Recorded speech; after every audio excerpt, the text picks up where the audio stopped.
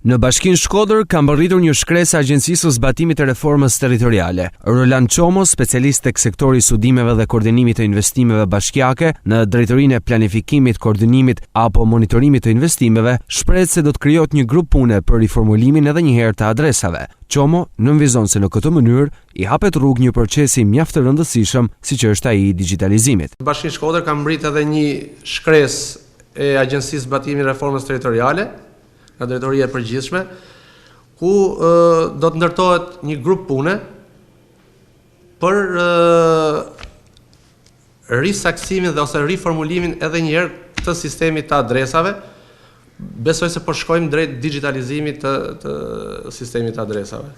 Për të gjithë teritorin që mbulon tash Bashkia Shkodër, pra 5 njësitë ekzistuese të Bashkisë Shkodër dhe 10 njësitë e reja që janë atashuar pranë nesh, sepse tash quhet një bashki, edhe gjithmonë duke u bazuar në ligjin për sistemin e ri të adresave që është miratuar në 2009. Ka një rregull për përcaktimin e adresave, është në bazë ligjit të adresave.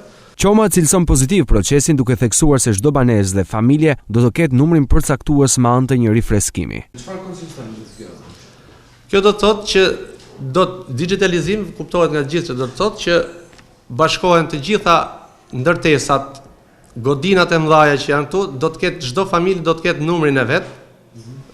Dhe kështu bëhet një identifikim më i saktë i adresave. Është një gjë e mirë, i shërben përveç komunitetit, siç e thash edhe më përpara, i shërben edhe institucioneve drejtësisë, edhe institucioneve si posta apo aluizmi, zyrave të tjera përkatëse që deri tani e kanë hasë këtë vështirësi në adresa.